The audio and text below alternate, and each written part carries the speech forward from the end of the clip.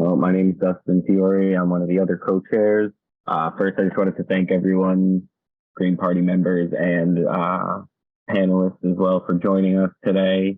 You know, you're going to hear in this first presentation about organizing town committees and chapters and running candidates. And I think the local organizing is extremely important as we build. We really have to build from the bottom up. And one thing within running candidates that is something that I want to work on in the future is not only recruiting those who want to run for office, but also working on getting those who may not want to be in the spotlight in that way to come forward and get training for campaign manager and treasurer roles, because those are very important in campaigns as well. And for certain people, I know myself included, I was a campaign manager in these most recent elections. I'm someone who personally doesn't really feel up for running for office and all the scrutiny and all those things that come with it and the public facing, but I thought it was a valuable way for me to get involved. And I learned a lot of things, a lot of them by, making mistakes, certainly. But I think as we have a lot of people who may be running for the first time, it's important that we share the knowledge that people have learned before on different campaigns. And especially, treasurer, I realized that as maybe the biggest lesson is how important a good campaign treasurer really can be.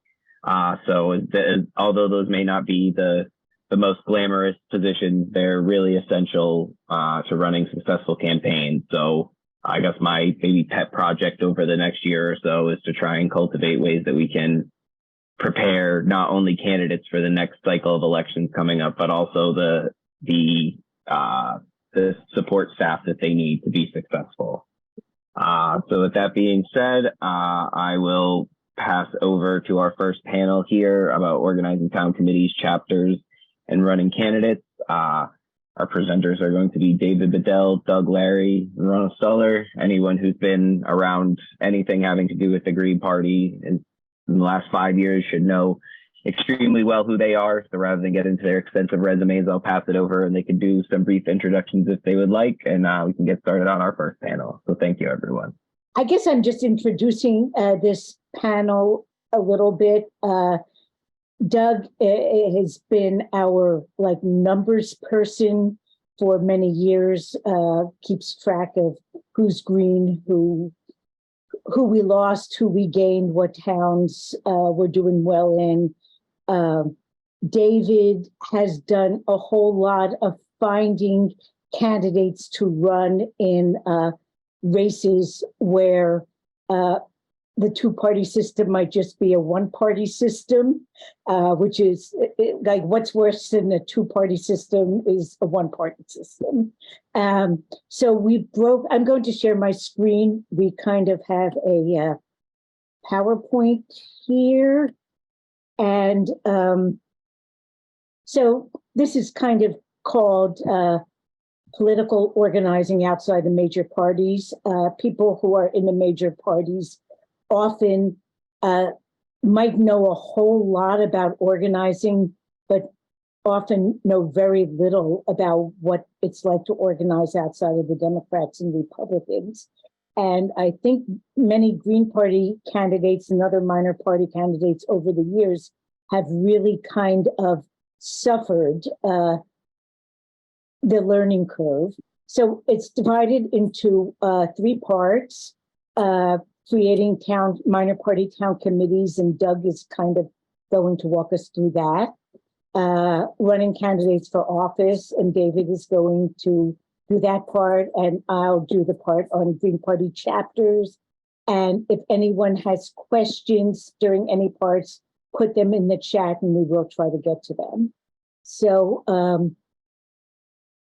I guess it's up to you, Doug, and tell me when to advance slides. Thank you, Rana. I'm Doug Larry. I'm the treasurer of the Windham Green Town Committee. We're also a chapter in the Green Party of Connecticut. So we're doing both the state organized town committee role and also the party-oriented chapter role. I wanted to talk about town committee because We intentionally created one that take advantage of some of the rules that Connecticut has in statute that a town committee benefits from, but a Green Party chapter does not benefit from, because the Connecticut state statutes don't anticipate this thing called a chapter. A town committee basically gives us presence in the town. For us, it made an important difference. The town charter, the rules of the town of Windham, where I live, basically had rules for how to replace Democrats who had lost interest or died or stopped serving, and how to replace Republicans. And although we have a 5-party system here in Windham, the other 3 parties were not treated identically in the charter. Only the major party candidates were replaced by their parties, and all other serving participants in elected roles would be replaced by the town council itself if ever they cease to participate. And that struck me as a pretty raw deal, considering how strong the 3rd and 4th parties were in town. And so I worked on charter revision to make it so that if a town committee existed, it got to select a replacement if somebody abdicated. And that has happened since. And so it's actually been done. That's one of the benefits of a town committee. In most town charters, the town committee is the go-to for a solution to, hey, where's your candidate? And another benefit of a town committee is basically that if you have a candidate committee that's oriented towards electing a particular person or slate of people, it only lasts until the election is over. And then it's under great pressure to wrap up the finances and settle all the debts and figure out what to do with the stuff immediately after the election. The town committee, on the other hand, is allowed to go on year after year, much like a corporation. So the Windham Green Town Committee has a bank account that stays going. It reports 5 times a year what its finances look like. Often it's simply reporting that things haven't changed. And that's a great benefit because we can save up money ahead of an election year. We can decide which quarter or year we're going to collect money from.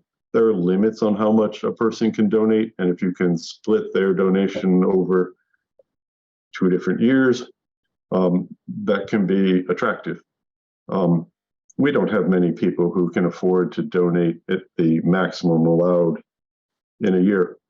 But every now and then you get something where somebody can donate a thing, rent, for instance.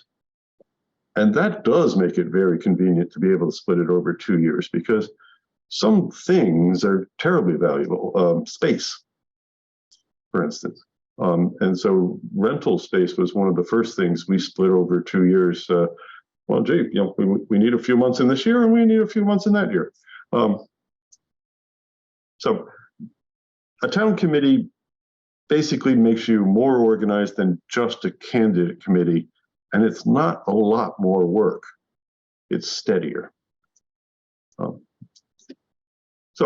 Next slide, Rana. Yeah, and actually, I may put them a little bit in out of order because Okay. you were talking about the benefits of town committees. So I thought before we talk about, go backwards to how to form it, Okay, a summary I'll go of the back to how to form. benefits. Thank you. But we're going to I've go got it back up to on my how to screen now. form. Sure. Okay. Forming a new town committee requires bylaws. They don't have to be terribly complex, but and you can get examples from other town committees that exist. Some of the key elements are, how are you going to nominate candidates? And another key detail is, how will you ever change the bylaws? I personally recommend that you make changing the bylaws easy, because it's a common sticking point that for one reason or another, an organization wants to change its bylaws but can't. And that's not just political committees, but any charity and other organizations. The second bullet here mentions minor party status in a particular town. What that means is you have either successfully petitioned or you have previously won a race in this town townwide at well, not won a race, but gotten at least 1% of the vote for an office that is townwide. So for instance, Alder in New Haven wouldn't count as an office that helped establish a town committee, but Registrar of Voters would. So then there's paperwork, of course. This paperwork is the State Election Enforcement Commission, SEEC. They have a number of forms, but candidates usually work with Form 1 and committees usually work with Form 2. Rana's got Form 2 ready to roll here just next. Great. Basically, it asks for, if anybody ever asked about this committee, who would we send them to? This is public documentation. This is stuff everybody can see. You can go online and look this stuff up for any town committee or any state level committee. And it's basically, gee, who's in charge? How do I get in touch with them? And where do they bank? One of the eccentricities is you're only allowed to have one bank. It has spaces here for several different roles. The key one are chair and treasurer. It's nice to have other roles, but those are the two who have obligations to the state and the citizens, and they're the ones that can goof up.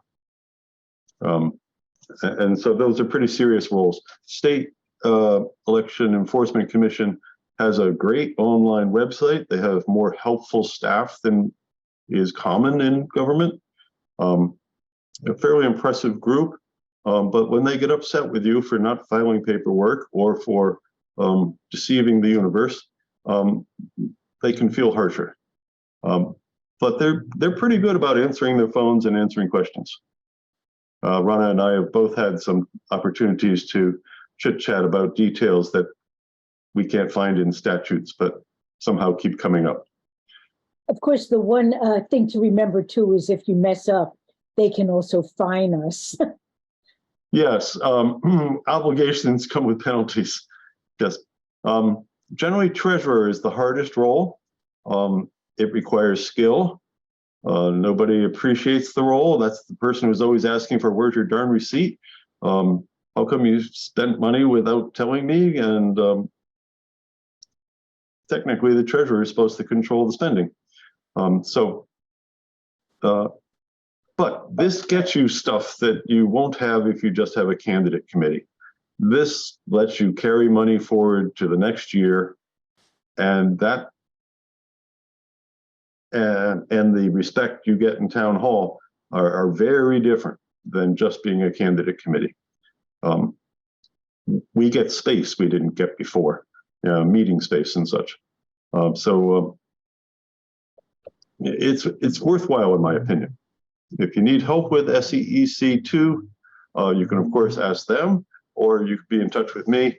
And Rana, we've done a few of these. I'll be doing another one tomorrow when my local town committee has its annual meeting and elects officers, and we'll have a change, and that will have to be reported on this form.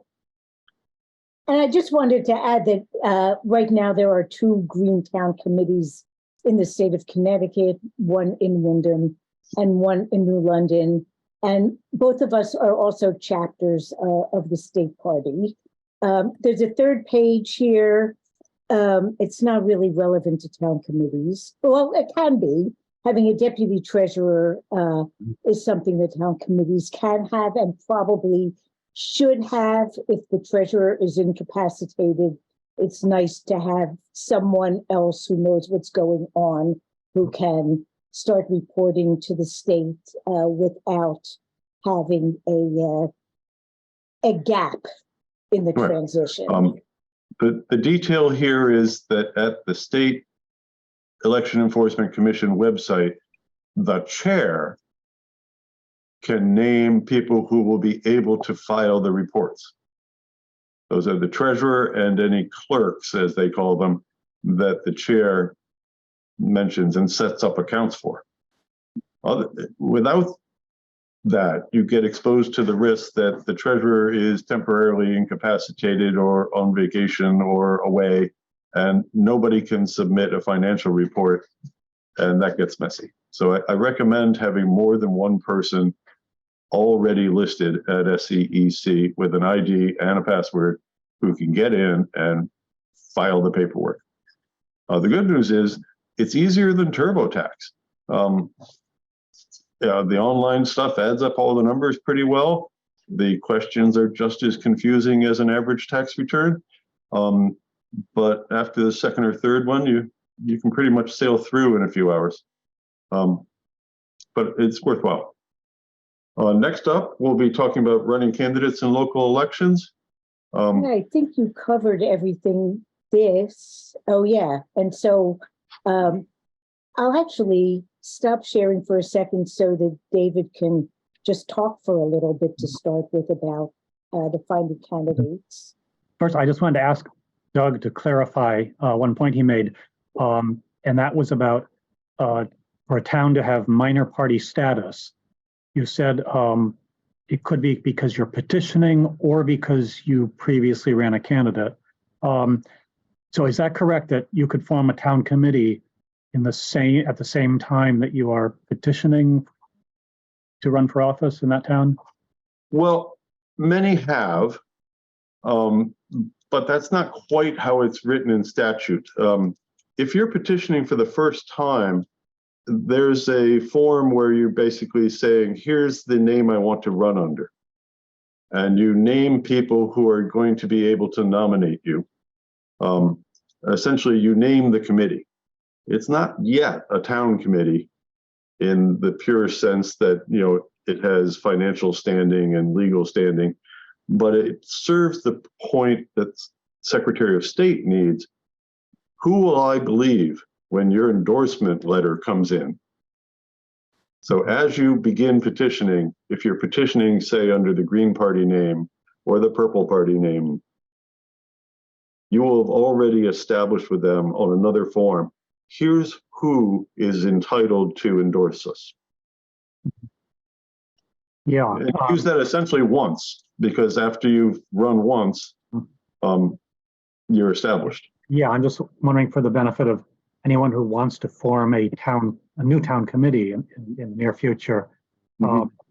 Currently, we've been nominating, like individual far-flung candidates by having our state party pass the nomination. So I'm wondering. Yes, that certainly works. That's a fine method in Connecticut. Yeah, but then the town committee actually comes together then after that initial election. Correct. Okay. There have been cases where town committees got created without that criteria being met. The system doesn't appear to have a perfect way of capturing who should and shouldn't be able to do so. Yeah. Okay. And Ronna, could I share my screen? Yeah, I think anyone can share their screen. Okay. Let's see, I've got a few documents or pages I wanted to show. Oh, great.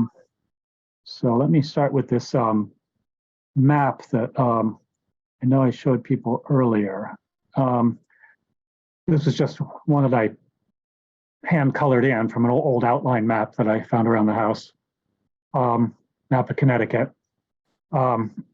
Actually, it's a pretty old map. It's actually had Deep River listed under its old name and Wallingford borough separate from Wallingford town. So this is several decades old, but same outlines. And this was after the last November's election. I was trying to figure out which towns retained minor party status, because we lost party status in much of the state, since we did not have a statewide candidate who won 1% of the vote. But because we do have town committees running candidates frequently in Wyndham and New London, those towns retain their status. Also, there had been, like Justin had run in Guilford. So where I have the dark green outline, that means minor party status is good until the next municipal election. In most cases, that means this coming November. There might be others where it's a 4-year cycle. But those towns, I hope we can run someone in this November elections to retain the status there. And then some of the larger areas were due to Mary Sanders running for Congress and getting 1% in the 1st district surrounding Hartford. So those towns are all, the Green Party is recognized. Also the state Senate races where Jean Dismay ran in the Northeast, and I ran in some towns in the New Haven suburbs, state Senate.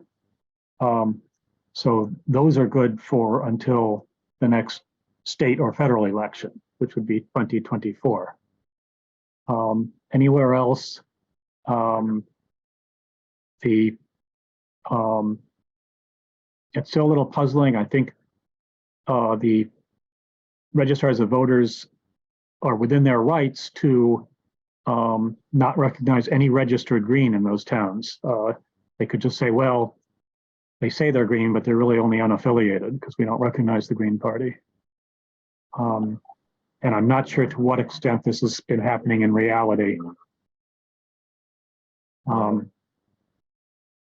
It may depend on the local registrar's office. But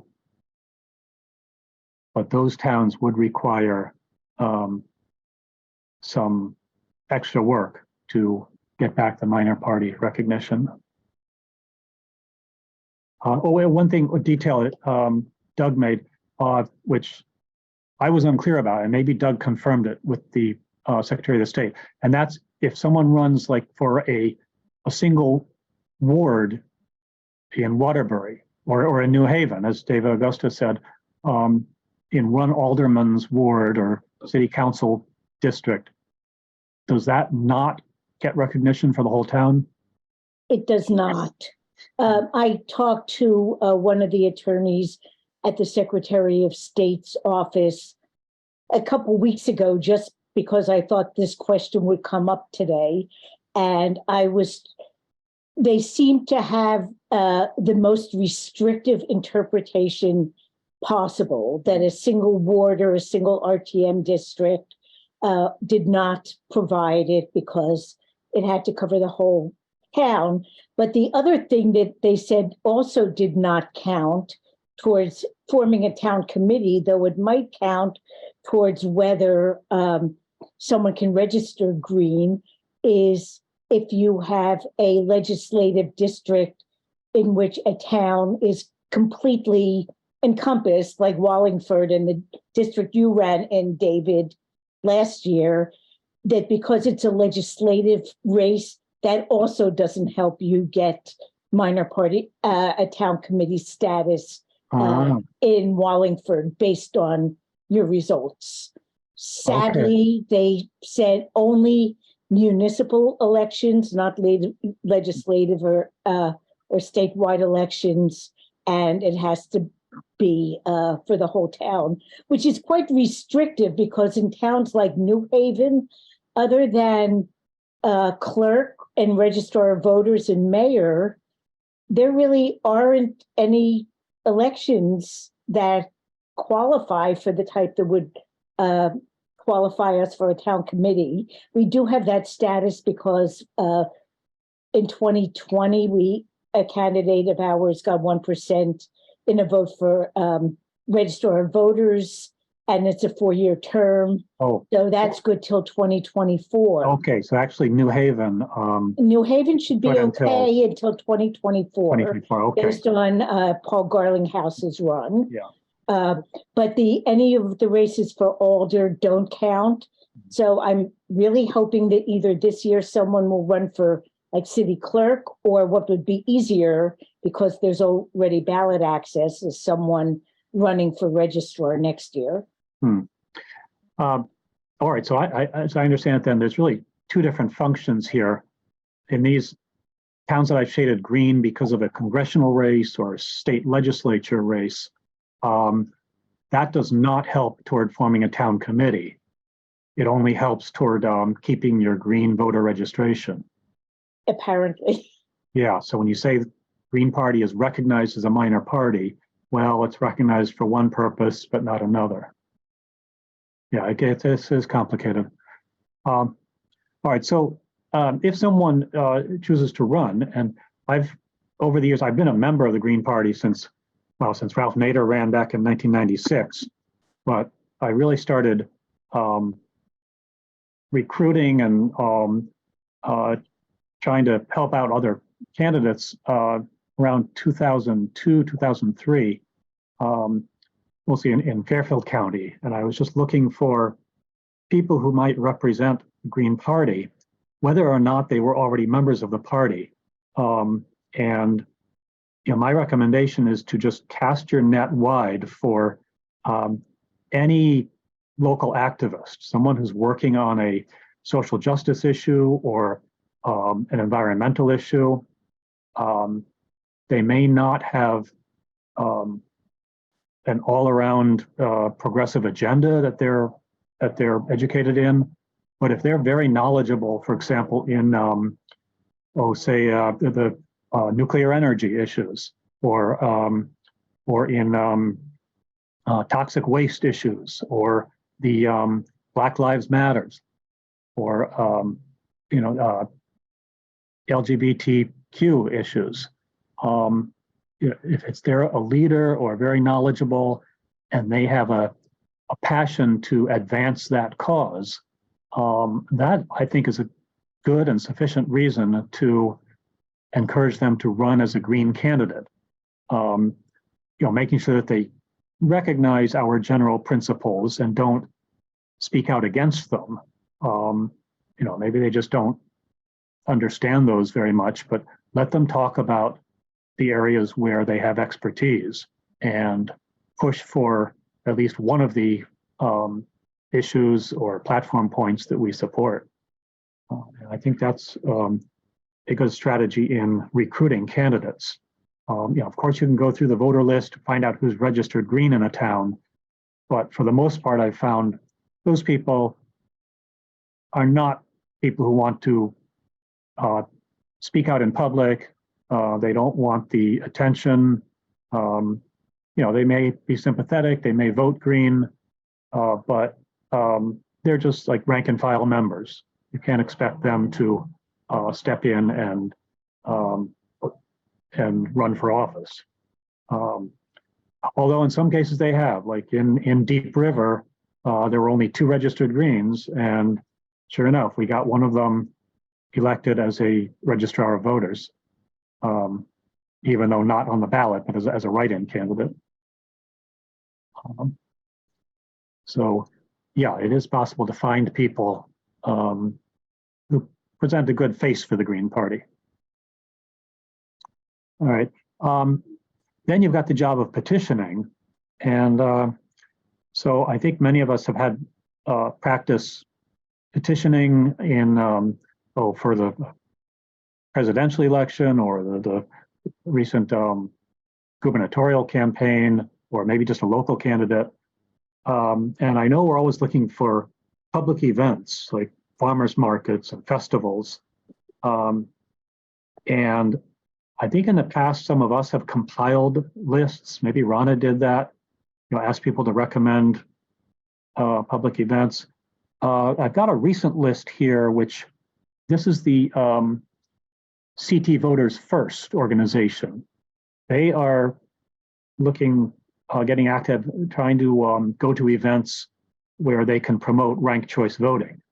And so they started compiling this list, and you can see the towns where they are and the dates, and there are just links here, like here, the New Haven Freddie Fixer Parade, or the Wyndham, what's this, Music and Arts Festival, June 2nd. I don't know that one. But I'm sure this is just the tip of the iceberg. There are so many events where one may have a chance to meet the public. And of course, you have to be careful. Some events want no politicking at all. Some will let you set up a table representing your party and candidates. Might have to pay a fee as an exhibitor. Recently, Justin and I had a table at the North Haven Earth Day event, indoor in a high school auditorium. So it's a way to do outreach, and even if you don't sign up members, you get to schmooze with other organizations that may have some similar environmental or social justice agendas.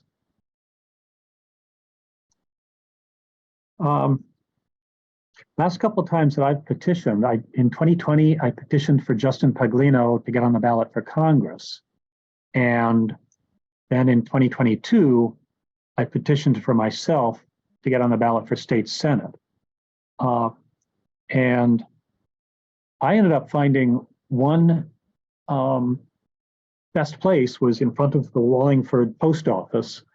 It had a public sidewalk, a storefront, not behind a parking lot. It was right up near the street, a lot of traffic going in and out, mostly local residents. So I contacted my town hall and requested permission to set up a table there. And they allowed me in 2020, so I asked again in 2022. And they were, pretty automatic about it. They sent me a letter, which I displayed on the table, and with some stipulations. I don't know, clean up after myself or try not to give COVID to anybody. 2020. Let's see. This was from the office of the mayor. Yeah, just simple instructions. Don't block the passage on the sidewalk. Do not leave materials unattended. Yeah, so it was very straightforward. When it's a public place like a sidewalk, then you should be able to get permission. I recommend, if you're going to have a table, you better clear it with your town. If you're just going to walk up and down the sidewalk, the petition, then you don't really need permission. That is considered public free speech area. Parking lots, on the other hand, are much more problematic. You can go to a supermarket parking lot, petition for an hour, and then they send someone to kick you off of their property. It does not always work so well. But I think Rana also has overseen even statewide petitioning, and we found that it's important to turn in your signatures frequently. Go to your town hall, the town clerk, or to the state secretary of the state, and turn in signatures, and then ask them how many were valid, how many were counted as valid. So you have a running count of the how far you're reaching toward your goal. Of course, when you take out the petition from Secretary of the State's office, they always tell you this is your threshold. You need 50 signatures, or you need 500 signatures. Statewide, you need 7,500 signatures. This is good to know. Maurice says, I'm sorry, that was unsentenced women in prison, but unsentenced, York Correctional Institute. Wow. They can do absentee ballots from their hometowns. Okay. Okay, and these are women unsentenced but being detained. Wow. And even inmates who are sentenced but not for a felony, they still retain their voting rights.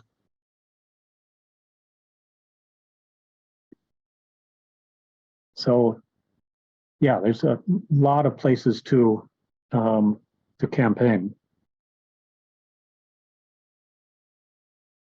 Cannabis may be an issue.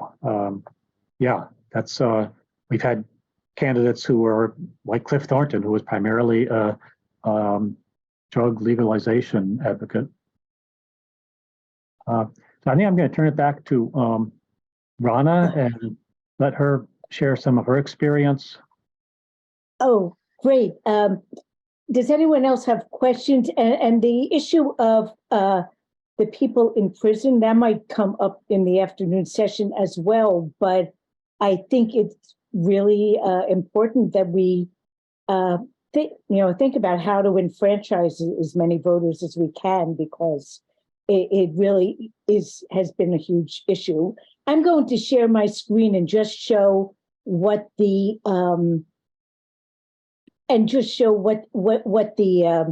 paperwork looks like for petitioning. This is an application. On the left is a blank application, what you have to submit to petition at a municipal level. And on the right side, it's a filled out one. In 2019, well, I should go back. In New London in 2017, we ran a candidate for Board of Education, but not candidates for City Council. We couldn't find City Council candidates who really felt the passion for it. And we also had a very serious Board of Ed campaign. Myrna Martinez, who was elected to the Board of Ed on the Green Party line only, and we didn't want to dilute that. So we had to regain the ballot line in 2019. And these were actually placeholder candidates. It was a joke because Robert Stuller and Andrew Durr were our very first City Council candidates who ran in 2001. But they were our placeholders, and we got a petition. The form has changed a little. Now we can get the actual petition forms via email as a PDF document. It used to be you had to get mailed from the Secretary of State's office or go up there in person and get exactly one paper copy of it. And this is the rest of it. The candidates who are listed have to sign that they are consenting to be listed on our petition. And then the city clerk needs to confirm that they're electors in their towns. And one funny quirk is if you're a petitioning candidate, you must be listed on the ballot exactly as you are registered to vote. If you already have ballot access, you can, as long as your name matches up with an elector, you can run under a nickname. So that's something we learned last year. And I think before I go to the next bit of paperwork, I see Mary you have your hand up. Do you have a question? Yes, actually, it was related to the previous segment. When David was speaking, I raised my hand because you had clarified something about the fact that even if a person got the necessary percentage on a state race or a congressional race, it did not count for to make a city eligible to have a town committee. So based on that, my run for Congress or state rep or anything would not count. But based on the fact that in 2019, I gained the line in the municipal race, that would mean we were still eligible? Yes, but someone will need to run this year as well in the Right.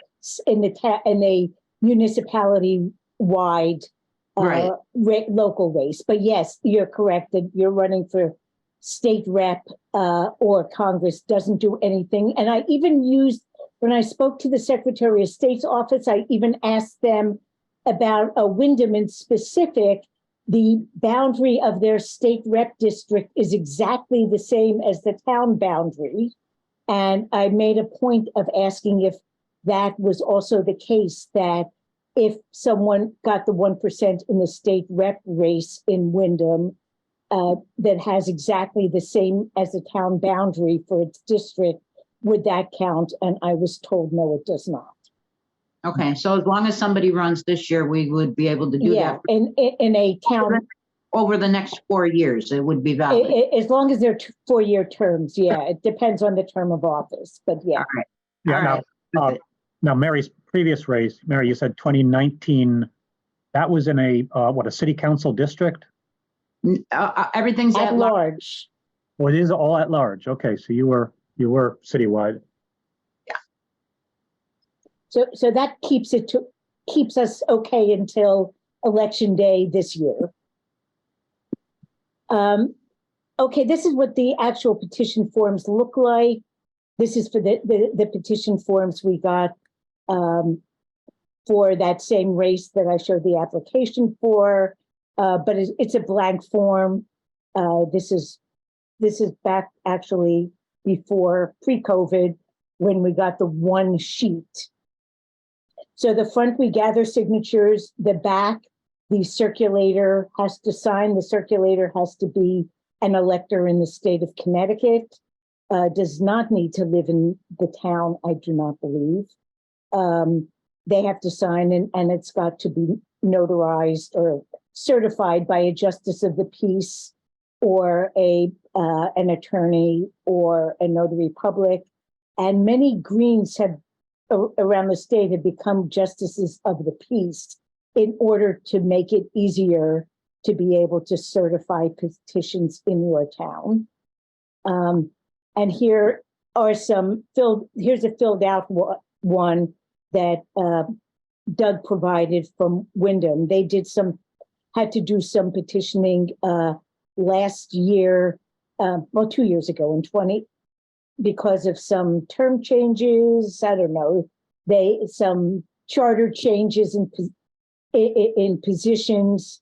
So this shows the clerk, town clerk, gets the petitions, checks off the names, and this is sort of a manual one. D means there's a code.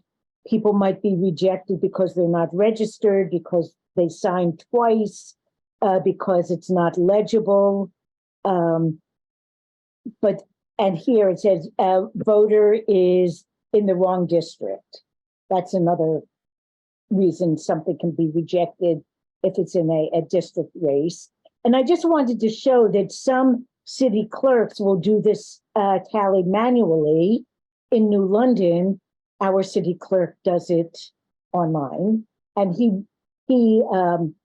when we had to collect a lot of signatures for CEP funding in a state rep race, he emailed us all of these forms that showed what he had submitted to the Secretary of State.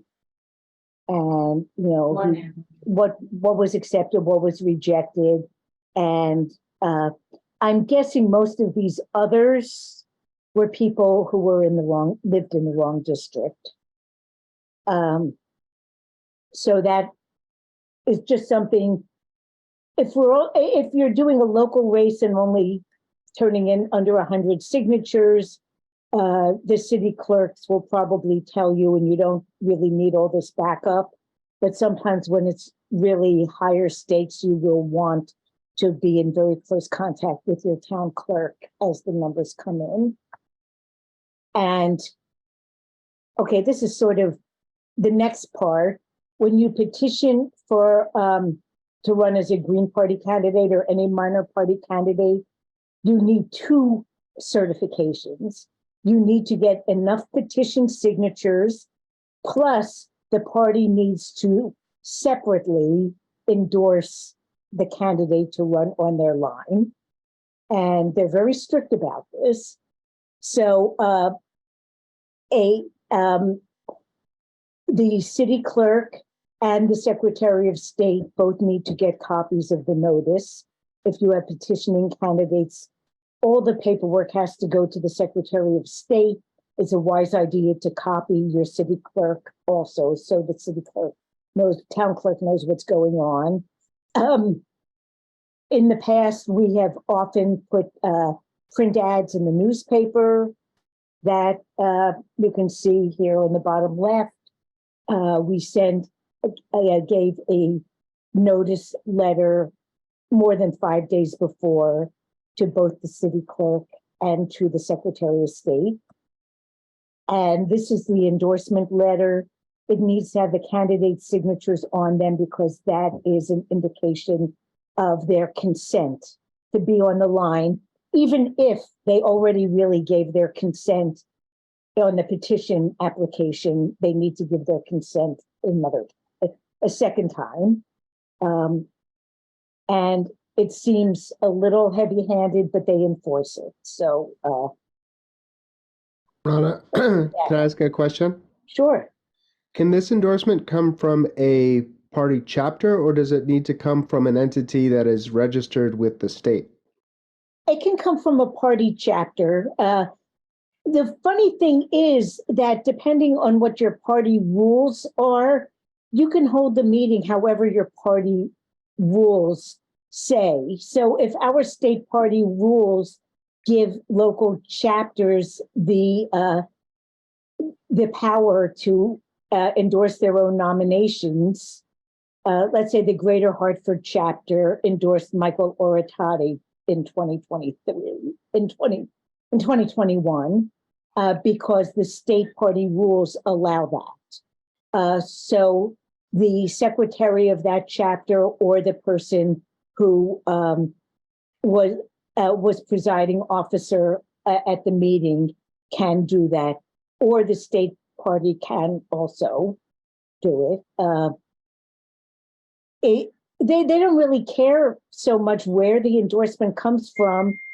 They don't really care what our internal party rules are. But they do need to get an endorsement letter.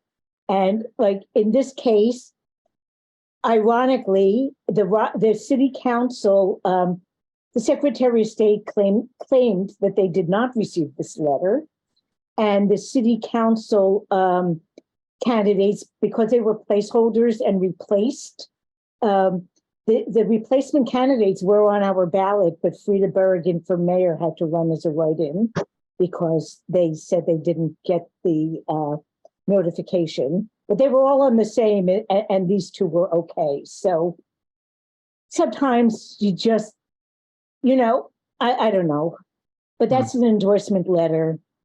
And I guess that's all about that. It's already 1:32. So I will go very quickly into the Green Party chapter piece of it. And this slide is just what's in our state bylaws, that any group of 5 or more members resident in a town or city of Connecticut or resident of more than one contiguous cities and towns can form, if there's no chapter already, may seek recognition as a chapter. They have to appoint a secretary. They have to appoint a treasurer. They have to hold at least 3 meetings with 5 people in attendance, 5 Greens in attendance, or people who are Greens, but by the time the application is submitted to the state central committee, and it has to be committed to the principles of the Green Party. And I just want to end this. This gives your chapter nominating power within the state Green Party. It does not have legal state of Connecticut status.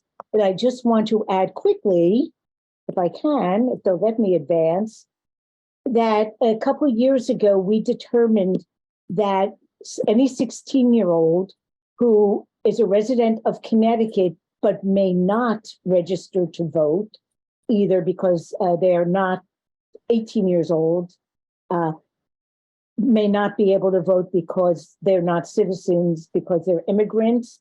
They may not be able to register to vote because they're incarcerated. They can fill out this form and become a member of the Green Party and participate fully in all internal Green Party business. They can be counted as members of a chapter. They can vote for candidates that run in their towns. It doesn't have, we can't allow them to go to their polling places and vote on election day, but for internal purposes, they are allowed to participate fully. So I guess, let's see, is there a Green Party there is a Green Party in Ohio. And I see that Doug put in the, can Green Party cross-endorse a candidate of another party and have that endorsement count for minor party status? Yes and no, David.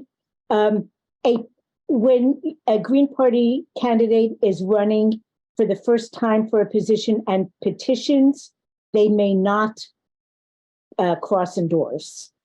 However, if a Green Party candidate in a position that they already have ballot access for may cross-endorse.